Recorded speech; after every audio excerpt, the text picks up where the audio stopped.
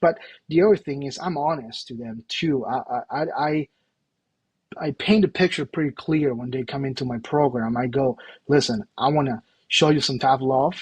I want to give you all the tools and resources that you want to have, that I can give you to make sure you are become a world-class human, but above all, a great leader, a great manager, and you want to be in a great position. And I'm going to do everything in my power, but it's not going to be easy.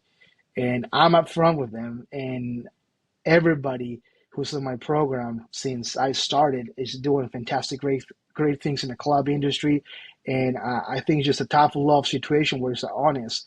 And also, I provide a good environment. It's a fine environment where I go. I like to have fun. At the same time, I like to get stuff done, but it's all about having fun, and that's my mentality. It's a hospitality industry. We're not saving lives. We're not doing anything. We're just making people happy, and it's supposed to be easy and it's supposed to be fun. Welcome to the Private Club Radio Show podcast, the industry source for news, trends, updates, and conversations all in the world of private golf and country clubs. Whether you're a consummate club professional or brand new to the industry, welcome. I'm your host, Denny Corby. Thank you all so much for being here. We have a fantastic episode today. We have all the way from Westlake, Ohio. We have Alfredo Hildebrandt, General Manager, COO of the Lakewood Country Club. We are going to talk about something I loved that he mentioned when he and I chatted, which was picking your boss and not the work. I thought that was fantastic. We're going to go over that in a moment. If you have not done so already, make sure you sign up for our newsletter to stay up to date with all of our new episodes and content, because we don't always announce all the ones we release. So we have some good stuff over there. Plus, there's also some nuggets I drop in the newsletter as well. Want to give a quick shout out to some of our show partners. We have Golf Life Navigators, the only resource for golf enthusiasts to discover, experience, and ultimately secure their ideal club membership and golf community. Their search engines are free and provide instant results and connectivity to match golfers with their dream clubs. Because there's an overwhelming number of club options, and they assist in helping members find their dream clubs and help clubs find members who fit their club. Truly an amazing platform. If you want to learn more, head on over to golflifenavigators.com, fill out the form, set up a call with Jason Becker, and find out how you can be a part of that amazing platform. We have our friends Member Vetting, Kennis, because the member vetting process really hasn't changed much in the past 150 years, almost relying solely on social relationships and casual interactions, but it lacks in factual data.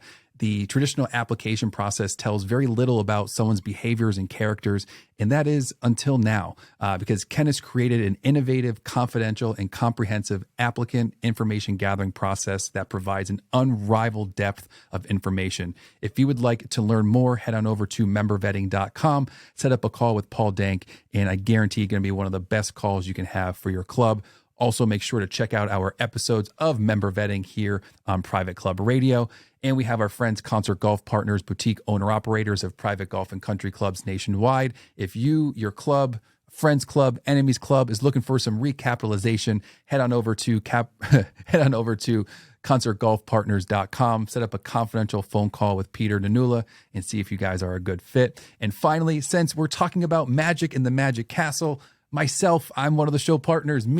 I have my show. It's a magic, mind-reading, comedy, and crowd work show, The Denny Corby Experience. It is one of the most fun member event nights your club is going to have, guaranteed. There's excitement, there's mystery, also there's magic. It is so much crowd work, so much banter, interaction, and engagement with the club. Your members are going to leave going, you just had to be there.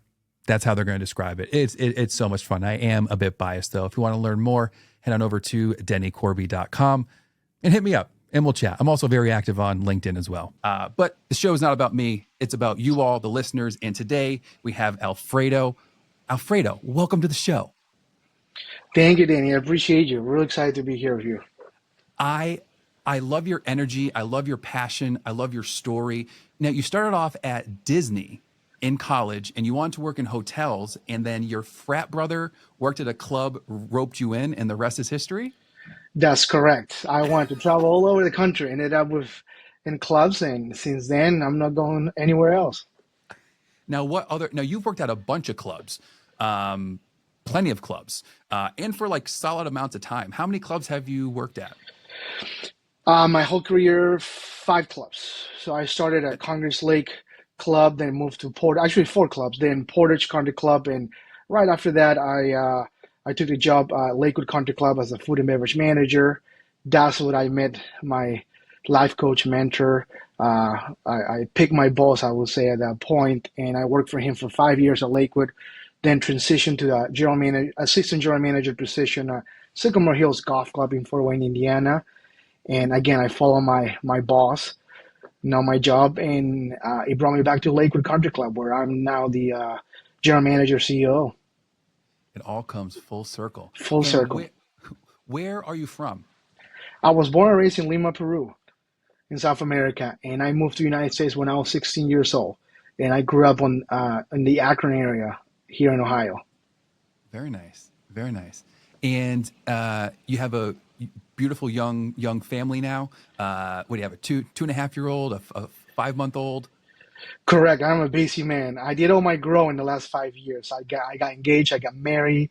Built a home with my family. My wife Jennifer, who's the rock of the whole family, and she's an angel. Everybody who's in the industry and is married to it, there's or spouses who become or rocks for this industry, and she's just an angel for me. And you've been doing a lot during these past couple of years, or even just in recent, right? The past even 6, 7, 8 months, you've done. So you've had a kid. There's a big capital improvement project. You have new positions at the club, new professionals. You had a lot going on. Listen, my last 6 months has been a crazy story. Well, a great story as well. I moved from Fort Wayne to Cleveland. I took a new job. I had a my wife we had a new baby, and now we're undergoing on a $6 million golf course restoration program. And as we keep going and keep growing, we also adding more capital projects to the list. So it's all gas, no brakes, firing all cylinders right now. Now, have you always been this passionate and always had this drive and this like want to do, must do, or was it kind of like learned as you went on?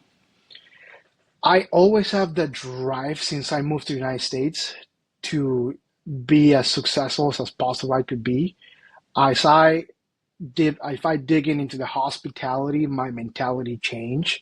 No more of the success, or then just focusing on people. And really, what drives me every day is my family, of course, but just making a difference in this world through my employees, through the members. So my passion is always making people happy. That's I want. I think that's my ultimate goal. I want to make sure that whatever any way I can do to impact people's life in a positive way, I want to do that, and that's my biggest driver. And I think hospitality is just the perfect way for me to make that impact. Now, when we first chatted, prior, I was gathering all my notes and stuff. You had so many good lines, and one of them it relates to the topic, which is what we're talking about today, which is picking your boss and not the work. And you said it killed me. I have like I'm looking at my notes now, and it's like underlined, and I actually wrote down ha ha ha. But you said you came from a lineage of studs. Can you Yes. So, can, can you talk about picking your boss and what that meant coming from a lineage of studs? Well, first off, where did this even come? Like, where did you pick this up at that you were like, I'm going to pick my boss and not your work? my first year when I will say like it was a blessing from the sky. Um, I got hired, the general manager left, and right after that, the club hired the young general manager, Chris Hampton, who is a good friend of mine, a mentor, a life coach, but above all, a good friend. He came along the way, and we really connected. He always says that he felt in me the energy, the passion that I want to do, and he gave me all the tools and resources just to be the person I want to be, and just be able to give me a platform to keep growing. I worked for him for almost 10 years, and picking 10. almost 10 years in two different clubs, and both clubs would turn those clubs around. I say that I'm in the business of making people happy, and then also in the business of fixing clubs. But it was 10 years, and we went through everything. And Chris Hampton, if you don't know Chris Hampton, he worked for, he's a fourth generation club manager. He worked for under the great managers. Tom Wallace, again, 10 years. I was in the same he called me the school of hardness with Wallace. He worked for 10 years for Tom Wallace, who's a leader in this industry, and then came from Ogmont to here to Lakewood, and he put me in the same path. He showed me some tough love, but above all, a lot of grace, a lot of compassion, and just the willingness to making sure that I'm growing as a human being, as a leader, and eventually be able to make some good money. Now, and you're a young buck. How old were you when you started at clubs and working at clubs? When I started, I was 20 years old.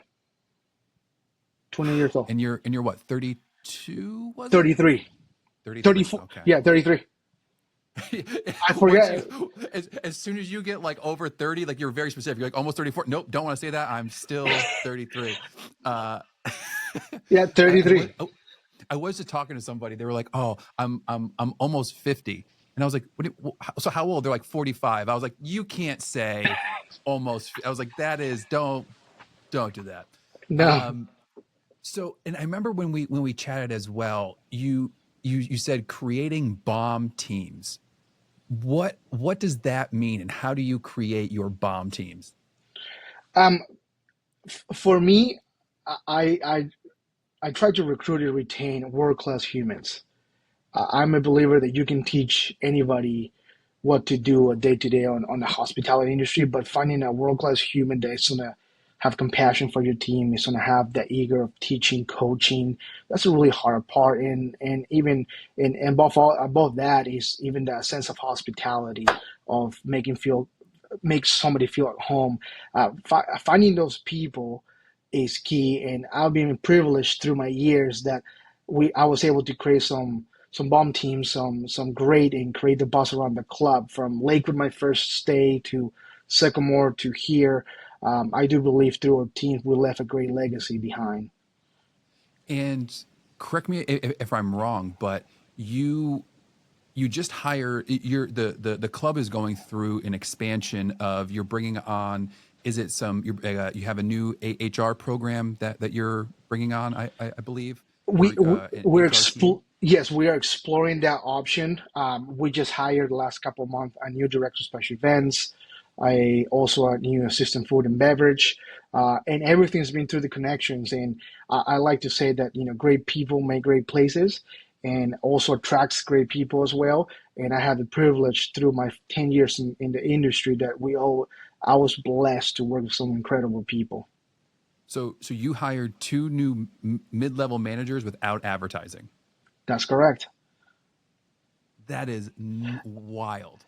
I That know is wild. it's paying Especially today, because dividends. people are like are salivating at trying to get talent, and they have positions open and they can't fill them, and you did it without even advertising. That is, can you explain that a little bit? So like, what was that process like? Did you just put out feelers? What was that whole thing like? I always like to go back to my alma mater, Kent State University, in the hospitality program. The teachers, I do volunteer. I do everything I can to help out the next leaders in the hospitality industry be successful. So that's always paying dividends for us. But by speaking in classes and showing and them following me in LinkedIn and seeing the amazing things that we are making in the club industry and providing, I feel like that's also a big a big pull for these young managers. But the other thing is, I'm honest to them too. I paint a picture pretty clear when they come into my program. I go, listen, I want to show you some tough love. I want to give you all the tools and resources that you want to have, that I can give you to make sure you are become a world-class human, but above all, a great leader, a great manager, and you want to be in a great position. And I'm going to do everything in my power, but it's not going to be easy. And I'm upfront with them, and everybody who's in my program since I started is doing fantastic, great things in the club industry. And I think it's just a tough love situation where it's honest. And also, I provide a good environment. It's a fine environment where I go. I like to have fun. At the same time, I like to get stuff done, but it's all about having fun, and that's my mentality. It's a hospitality industry. We're not saving lives. We're not doing anything. We're just making people happy, and it's supposed to be easy and it's supposed to be fun. And not to toot your own horn, but I mean, technically, who's to say you aren't saving lives? Whether Yeah, it's, a member could be having a bad day and you just happen to come in and your staff is so good, it just makes them feel better. You don't know, mental health is a big thing. That could be, you could hire somebody who could be not in a good place and you bring them into this warm culture and now they have a sense of belonging and culture and feeling and appreciation. So, I would say, I think you're definitely saving lives too. yes, Um, I want to echo on that real quick. Through my 10 years, I had the opportunity to work with some incredible people, world class people. Um, and sometimes I will say 80% of my job would just become a life coach and giving some advice and help them out, especially with the new generations of kids coming in. I call them kids like my kids because, I get in when they're 16, 17, and then all the way through 21, 22, and it's incredible seeing grow in whatever profession they take, or they chose to go, and always remembering that their time at Lakewood Sycamore, it was a great experience because I was part of the growing process. and have you started or you're planning on, talking about culture and really being part of the employees, have you started the new employee area or is that just like up in the air, some higher level conceptual stuff still? It's higher level. My last project that I accomplished at Lakewood before I left in 2019 was the employee lounge, and I was happy to see that it's still going strong.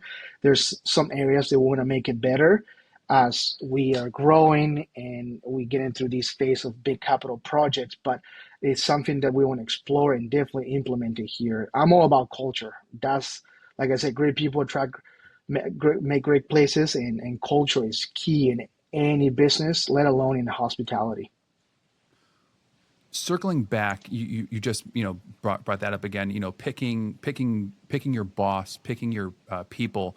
What are some maybe three key traits, three attributes, three things that people can look for, or that they need to look for when picking their boss and not their work?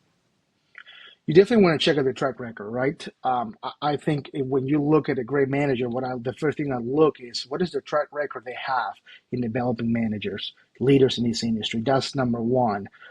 Also, if you can connect with that manager above just assistant general manager to general manager, but as a human being, can you connect with that human being? Do you see that that person can give you some life advice?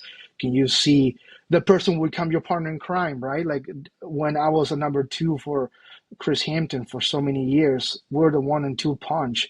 I was his. I help him when he has some tough times and back and forth, and so be able to somebody you can relate to, and then also um, see somebody that's willing to give you all the tools and resources, to the willingness of teaching, the willingness of going above and beyond to making sure that you become the best person yourself. I think that's key too.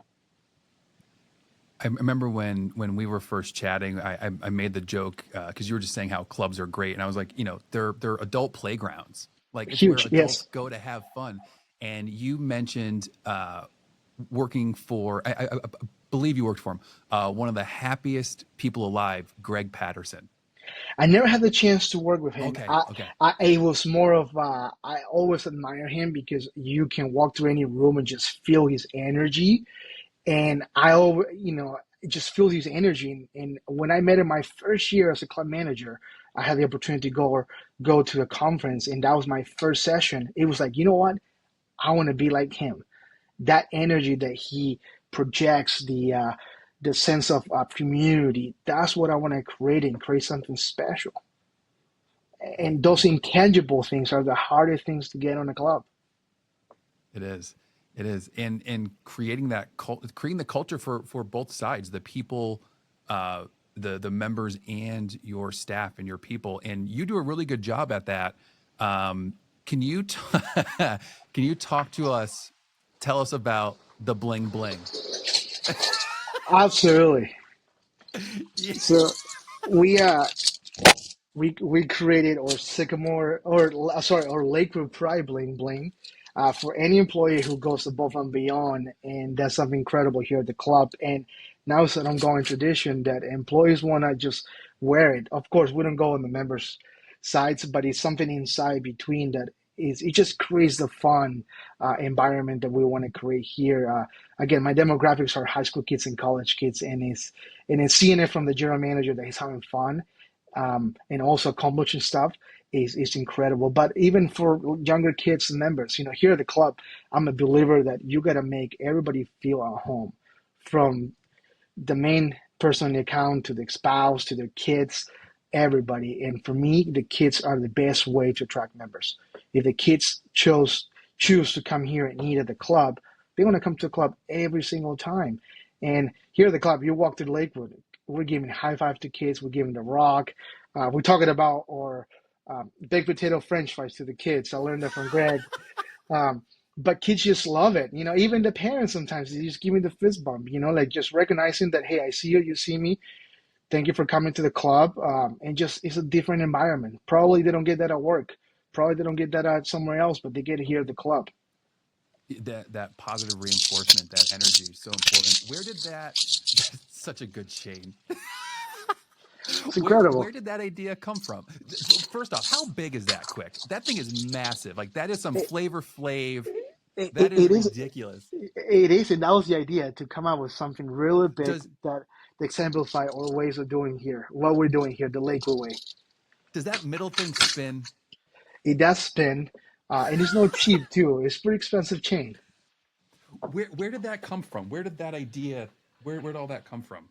When we were looking for awards, and we saw different awards for tournaments and through the golf aspect, actually, we saw the chain, and we thought our first idea was, how about somebody makes a hole in one, you get that chain. And I was like, maybe that might be a little bit too aggressive going in front of the members of that, but you know what? My employees are going to enjoy it. So I did not hesitate. I just bought it, brought it back to the club, and it's a big hit. It's a big hit. The chain is a big hit here at the club. I love that. And what does somebody have to do to earn that chain? And do they wear it all day? Is it like what's the protocol?